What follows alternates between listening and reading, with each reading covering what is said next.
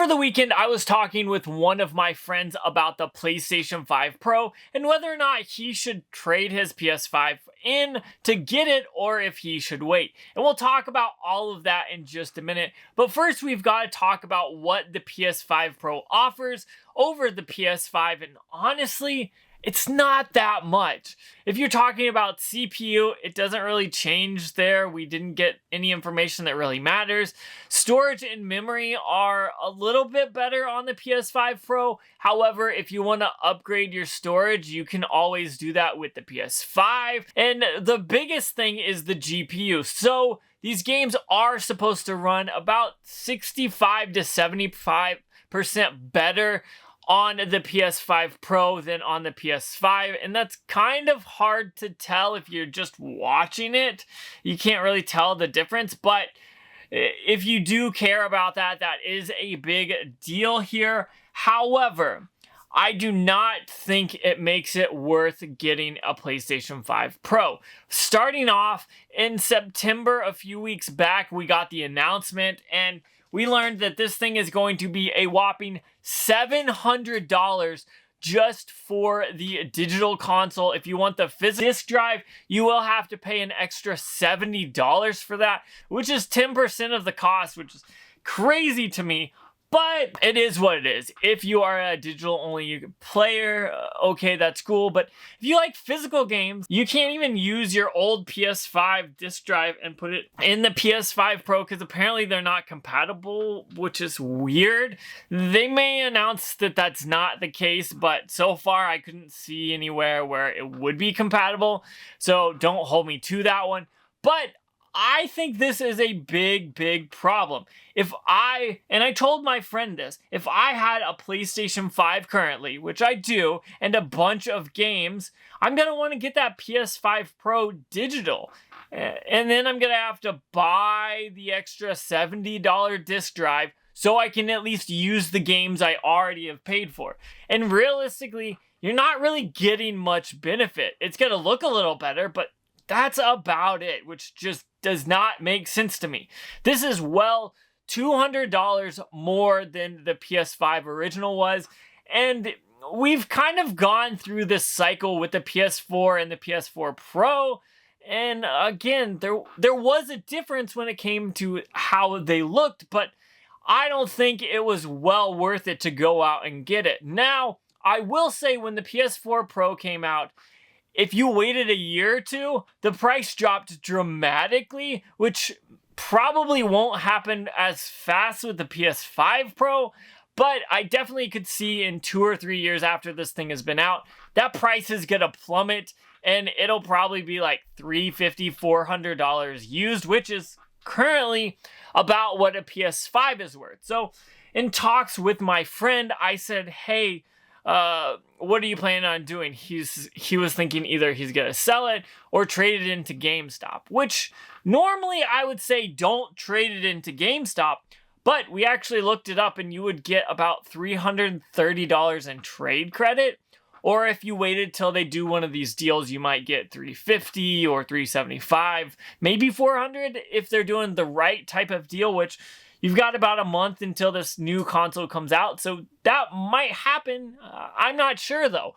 But we're looking at about $330, or if you go on like Facebook Marketplace or Price Charting, it's selling for $350, $375.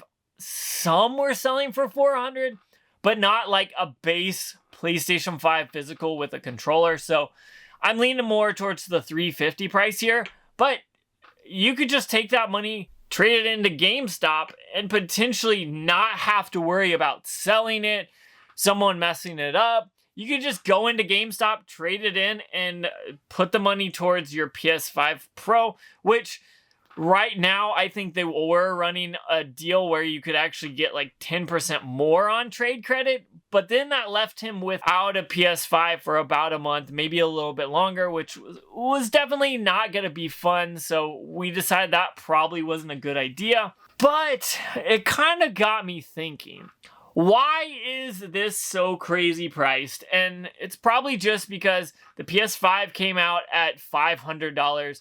they needed to throw a better GPU in it, and that probably skyrocketed the price to maybe around $650. And then obviously they've got to have their profitability, or at least break even point at 650 to 700 maybe. Then about a week after we got the notification that the PS5 Pro was coming out, we saw this absolutely amazing looking PS1 30th anniversary of the PlayStation 5 Pro. And that was selling for almost $1,000. However, it did come with a controller, and I think the PlayStation Portal was included in that price. If I'm wrong, forgive me and comment down below and tell me I'm wrong. But that seems to be like a decent deal because it was a special edition. However, that's a lot of money. And on the other side, they only sold 12,000 of those worldwide. So another one of my friends on Friday when they dropped it was like, hey, are you getting in line for this online queue? And I was like, no, I'm not gonna have a chance. I'm not even gonna waste my time. He stayed on for like an hour and a half and didn't even get it. So I'm glad I didn't stand in line for that.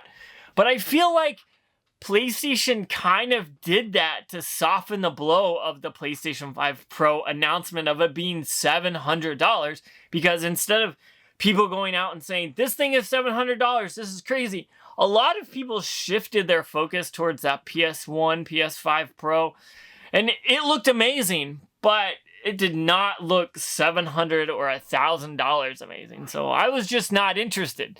So the long story short is, when I was talking to my friend about this, we kind of went back and forth, talked a little bit, and in my eyes, there's no reason really to make the jump. I would rather save the money now and wait a few months, hopefully less than 6, for that Switch 2 to get announced and released, and then I'll be even happier because I'll have a PS5 and a Switch 2. But that's just me thinking possibly we are going to get that soon. I don't know. Don't hold me to that either, please.